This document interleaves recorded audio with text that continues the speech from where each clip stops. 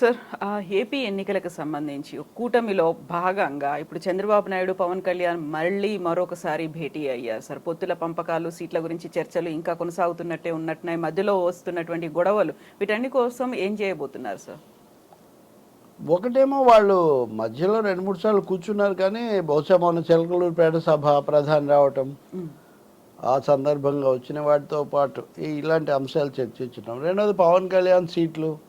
ఇప్పుడు వీళ్ళు ఇంకా కొన్ని సీట్లకు అభ్యర్థులను ప్రకటించాలి, కొన్ని సీట్లు కూడా ప్రకటించాలి. ఎందుకంటే జనసేన బీజేపీ మధ్యలో వాళ్ళు చెప్పుకున్నవి, మాట్లాడుకున్నవి.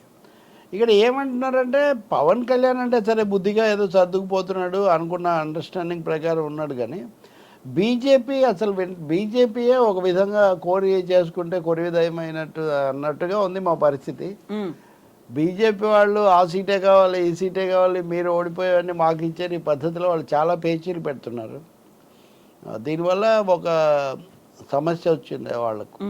కాబట్టి ఇవన్నీ కాస్త పరిష్కారం చేసుకోవడానికి. రెండవదేమో పవన్ కళ్యాణ్ నిన్న మొన్నది మాట్లాడేమో పిఠాపురంలో పోటీ చేస్తానని చెప్తూనే మళ్ళీ కాకినాడలో అమిత్ షా సీట్ మ్యాప్ ఇస్తే, రూట్ మ్యాప్, సీట్ మ్యాప్ ఇస్తే ఎక్కడ వెళ్తానని చెప్పగానే అంతకుముందు అభ్యర్థిగా ఉండి వెనక్కు తగ్గిన వర్మ, తెలుగుదేశం నాయకుడు, పవన్ కళ్యాణ్ కాకపోతే నేను వెంటనే రంగంలోకి వచ్చేస్తాను, మరొకరి కోసం నేను త్యాగం చేయను అని ఆయన చెప్పడం. దీనంతటితో కొంత ఇబ్బందికరమైన పరిస్థితి, కొంత అనీజీ ఏర్పడింది. దాన్ని సెటిల్ చేసుకోవడానికి ఇదంతా చేస్తుండొచ్చు. మూడోది, నేనే మా వాళ్ళే పొత్తు కుదిరింది బీజేపీతో వీళ్ళు చెప్తుంటారు. కాబట్టి బహుశా ఇవన్నీ పవన్ కళ్యాణ్కి చెప్పడం, ఏం చేయాలి, ఏం సర్దుకోవాలి, ఇవన్నీ చేయటం కోసం వాళ్ళు మాట్లాడి ఉండొచ్చేమో అనిపిస్తుంది.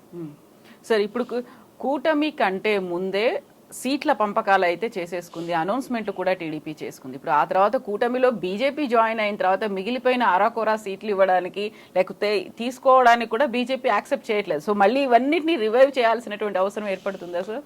రాజకీయాల్లో ఎప్పుడైనా కానీ ఎవరి మీద ఎవరు ప్రేమతోనో అనుబంధంతోనో ఏమో అవగాహనకు రారు. అందులో ప్రధాని మోదీ, హోంమంత్రి అమిత్ షా వాళ్ళ స్థాయిలో జరిగినప్పుడు ప్రధాని పాల్గొనలేదు, కానీ సభకు వచ్చాడు కదా. తప్పకుండా ఇంకా ఏదేమైనా అనివార్యంగా మనం పొత్తు కుదుర్చుకోవాలి, లేకపోతే కనుక వైసీపీని ఎదుర్కోవడానికి అందరం కలిస్తే తప్ప కుదరదు అని భావించడం వల్ల. రెండోది, బీజేపీకి స్థానికంగా ఏమీ ఠికానా లేకపోవడం వల్ల. మూడోది, ఎన్డీఏను జాతీయ స్థాయిలో ఎక్స్పాండ్ చేసుకోవాలి. సౌత్, ఈస్ట్, దక్షిణాన, తూర్పున బీజేపీకి సరిగా లేదు అనే ఒక అభిప్రాయం ఉంది. ఇన్ని కారణాల వల్ల ఇంకా తెలుగుదేశం విషయానికి వస్తే ఇది నవ్ ఆర్ నెవర్ డూ, అది జీవన మరణ పోరాటం లాగా భావిస్తున్నారు. కాబట్టి వాళ్ళు పవన్ కళ్యాణ్ కూడా ఒక విధంగా అది మనుగడ, ఉనికి పోరాటం. ఎందుకంటే ఈసారి సభలోకి వెళ్ళకపోతే పార్టీ పెట్టిన 3 ఎన్నికల్లో కూడా ఇంకా ఉనికి అనేది చాలా కష్టమైన అభిప్రాయంతో ఆయన కూడా సభలోకి వెళ్ళాలి అంటే శాసనసభలోకి. సో ఇలా ఎవరెవరి అనివార్యతలు, కంపల్షన్స్ ఈ పొత్తును కుదిరేటట్టుగా చేసాయి. మీరు అన్నట్టుగా ముందే తెలుగుదేశం, జనసేన ఒక అవగాహనకు వచ్చి ఉన్నాయి. కాబట్టి సీట్ల సంఖ్య వరకు పేర్లు కూడా వాళ్ళు 94 ప్రకటించారు, వీళ్ళప్పటికీ 5, 6 ప్రకటించారు. సో తప్పనిసరిగా ఇవన్నీ తెలిసే బీజేపీ పొత్తు కుదుర్చుకుంది. ఆ తర్వాత దాన్ని కొంత సర్ది చెప్పొచ్చు, నచ్చ చెప్పొచ్చు అని చంద్రబాబు నాయుడు భావించినట్టుగా ఉన్నారు. అలాగే గతంలో ఆయన ప్రభావం చాలా ఎక్కువగా ఉండి ఆయన చక్రం తిప్పుతున్న కాలంలో బీజేపీ నాయకులను, స్థానికంగా ఉన్న వాళ్ళని ఒప్పించడం, చివరి నిమిషంలో అటు ఇటు మార్చటం. ఇప్పుడు ఉదాహరణకు ఎంపీ రఘురామకృష్ణరాజు ఉన్నారనుకోండి, వైసీపీలో గెలిచి ఆయన అసమ్మతివాదిగా, ప్రభుత్వ విమర్శకుడుగా మారాడు. సరే, ఆయన ఎంపీ కాబట్టి దాని మీద వీళ్ళు అరెస్టులు చేశారు, చాలా జరిగింది ఇదంతా. కానీ ఇంతగా వాళ్ళకు ఒక పోస్టర్ బాయ్ లాగా ఈ విమర్శలన్నిటికీ కూడా ఉన్నటువంటి ఆయనకు సీట్ ఎక్కడ ఇవ్వాలన్న దాని మీద కూడా వీళ్ళ మధ్య ఏకాభిప్రాయం రాలేదు. ఇప్పుడు బీజేపీ వాళ్ళు ఏమంటారు, 6 సీట్లు మాకు ఇచ్చామన్నారు, కానీ ఈ రఘురామకృష్ణరాజు సీటు మా ఖాతాలో వేసి మీరు మాకు మాది కాదు కదా అంటారు. పోనీ ఆయన మాకు ఇస్తే మా సీట్ల సంఖ్య అయినా పెంచండి, అప్పుడు ఆటోమేటిక్గా మేమని. అంటే ఇక్కడ ఆయా సమయాల్లో మీడియాలో హైలైట్ అయ్యే విషయాలకు తెర వెనుక జరిగే రాజకీయ వైరుధ్యాలకు తేడా ఎలా ఉంటుందో మనం ఈ ఎంపీ విషయంలో మనం అది తేల్చుకోవచ్చు. సరే, ఆయన ఎట్లాగో ఆయన మాట్లాడుతుంటారు అనుకోండి. ఇలాంటి సమస్యలు ఉన్నాయి. ఇప్పుడు పవన్ కళ్యాణ్ నిజంగా కాకినాడకి వెళ్తే ఈ వర్మ అని ఆయన ఉన్నాడే పిఠాపురం, ఆయన ఇదివరకు ఇండిపెండెంట్గా పోటీ చేసి గెలిచాడు ఒకసారి, కాబట్టి ఆయనకు అలవాటు. ఇప్పుడు నేను పవన్ కోసం వదిలేశాను, కానీ ఆయన కాకుండా మళ్ళీ ఆ ఉదయ్ శ్రీనివాస్ అని ఆయన పెడుతున్నారు, కాబట్టి నేను ఇండిపెండెంట్గా చేస్తానని ఆయన అనే అవకాశం కూడా ఉంది. ఇలాంటి చిక్కులు ఉన్నాయి. ఇప్పుడు విజయవాడ వెస్ట్ పోతిన మహేష్, ఇప్పుడు కందుల దుర్గేష్ లాగే పోతిన మహేష్ కూడా ఇప్పుడు పవన్ కళ్యాణ్ జనసేనను డిఫెండ్ చేయడంలో కొంచెం ముందుగా ఉన్నాడు.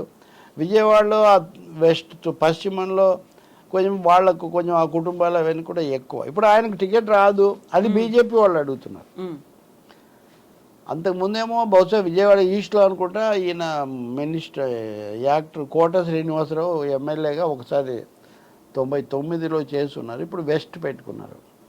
అది రాకపోతే అందుకని ఆయన కూడా గట్టిగా పూజలు కూడా ఏదో చేస్తున్నారు అవన్నీ అంటున్నారు.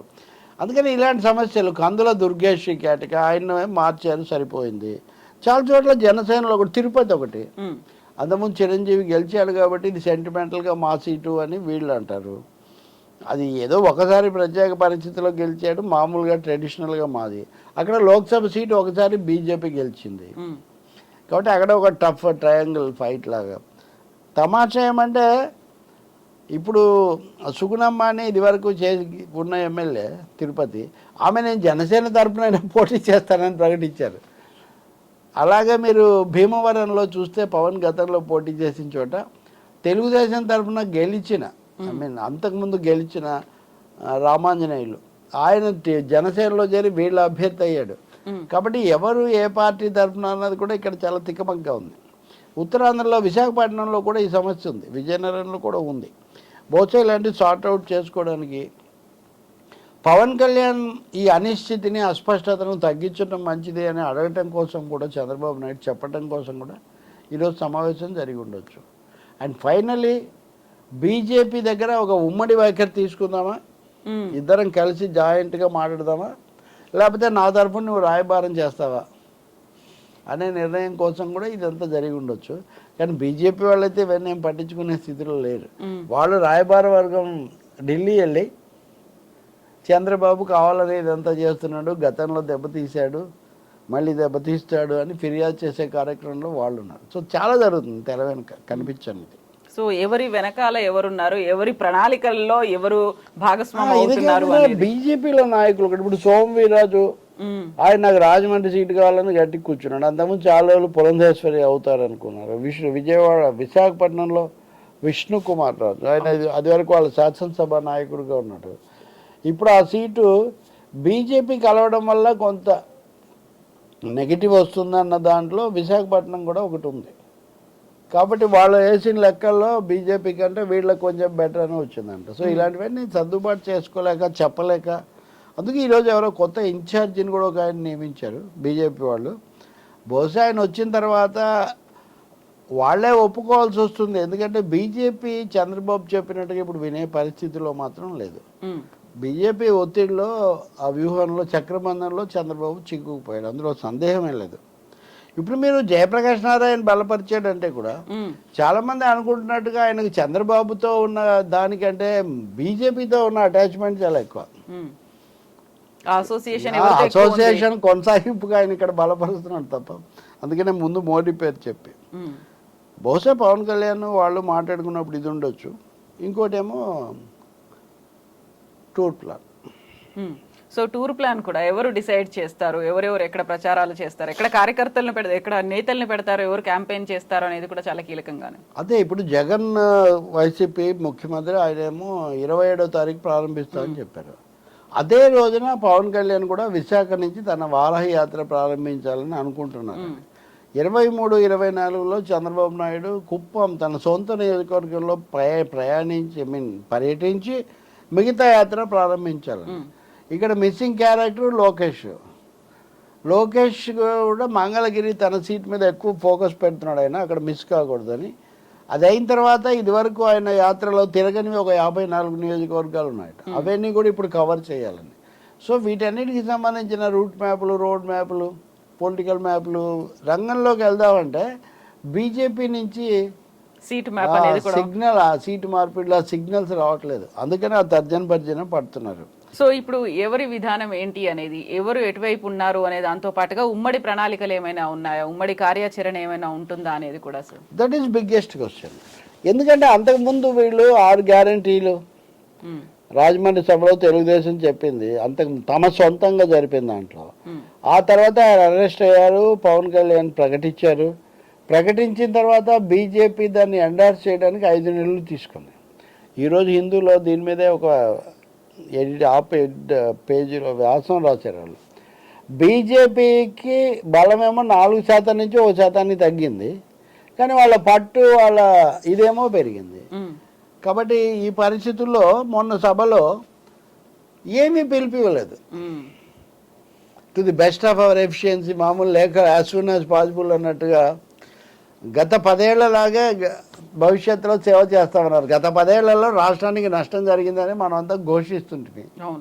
మొదటి 5 ఏళ్ళు అధికారంలో ప్రతిపక్షాలు, సంఘాలు ఇవన్నీ. మొదటి 5 ఏళ్ళు అధికారంలో ఉన్నారు, రెండో 5 ఏళ్ళు జగన్తో కూడా మంచిగానే ఉన్నారు. అయినా కానీ మాకేం జరగలేదు. మీరు ఆ 10 ఏళ్లను మించి మేము ఏదో చేస్తామని, that is exactly what Hindu road today. ఏదో అదనంగా బీజేపీ ఏదైనా చేయకపోతే తప్ప, political pundits feel that if the BJP has to regain some of its lost ground, then some assurances have to be given. It should be similar to what Union Minister Amit Shah had done in Chhattisgarh. Chhattisgarhlo చేసినట్టుగా just before the assembly polls, he assured in a public meeting that NMDC's Nagarnar steel, which was also put up for sale, would not be privatized, and that had etc. అంటే అక్కడ కూడా ప్రభుత్వ steel ఉక్కు factory ఉంది, దాన్ని మేము privatise చేయబోము అని ఎన్నికల ముందు అమిత్ షా ప్రకటించారు, ఒక అష్యూరెన్స్, ఒక హామీ ఇచ్చారు. ఇప్పుడు అదే ఆంధ్రప్రదేశ్కి ఎందుకు కూడదు, విశాఖపట్నానికి? నేను ఇందాక జయప్రకాష్ గురించి మీతో మాట్లాడా కదా. బలపరిచేటప్పుడు కనీసం ఇలాంటి హామీలు రాష్ట్రానికి జరిగామన్నా మీరు అడగాలి కదా, అది కూడా లేదు. సో ఈ పత్రిక ఉన్నంతలో సీరియస్ పత్రిక కదా, ఇట్లాంటివి బీజేపీ ఏదైనా చేయకపోతే కుదరదని, అది బీజేపీ పరిస్థితి. ఆ బీజేపీతో పొత్తు పెట్టుకున్న ఈ 2 పార్టీలు అదేమో ఇవ్వలేదు అని అంటాము, వీళ్ళనేమో అడగలేదు, కనీసం ఆ విషయం ప్రస్తావించలేదు అని అంటారు కదా. సో అదొక మైనస్ పాయింట్ అవుతుంది అప్పుడు అని. ఈ మాట అన్నందుకే మొన్న ఏదో టీవీ చర్చలో నాతో పాల్గొన్న మిత్రుడు, అధికార పార్టీ అడగాల్సింది మమ్మల్ని అడుగుతారా, చాలా పెద్ద యుద్ధంలాగా, వాగ్యుద్ధంలాగా మారింది. ఎస్, అధికార పార్టీ అడగాలి, ప్రభుత్వం అడగాలి, వాళ్ళ ప్రణాళికలు కూడా ఏముంటుందో మనం చూద్దాం. వాళ్ళు ఇప్పటి వరకు తమ పథకాలు ఇవి చెప్పుకుంటున్నారు. మీరు గతంలో దెబ్బతిని కలిసి విడిపోయిన వాళ్ళు కాబట్టి ఇప్పుడు మళ్ళీ వాటిని పునరుద్ఘాటించాలి కదా. కాబట్టి ఇప్పుడు వాళ్ళ క్యాంపెయిన్ థీమ్ ఈ గ్యారంటీలు ఏమన్నా అందామంటే ఉన్న సంక్షేమ పథకాలే ఎక్కువైపోతున్నాయని కదా విమర్శ. అవును, బ్యాలెన్స్ అంటుంటే మీరు ఇంకా డబల్ చేస్తామంటున్నారు. కాబట్టి ఇక్కడ చిన్న లాజిక్ మీద డైలమా ఉంది వాళ్ళకు. బహుశా అవి కూడా తేల్చుకోవడానికి కొన్ని క్యాచీ స్లోగన్స్, క్యాప్షన్స్ ఏవో పట్టుకోవడానికి ప్రయత్నం చేస్తుండొచ్చు, తర్జన భర్జన పడుతుండొచ్చు. Thank you sir.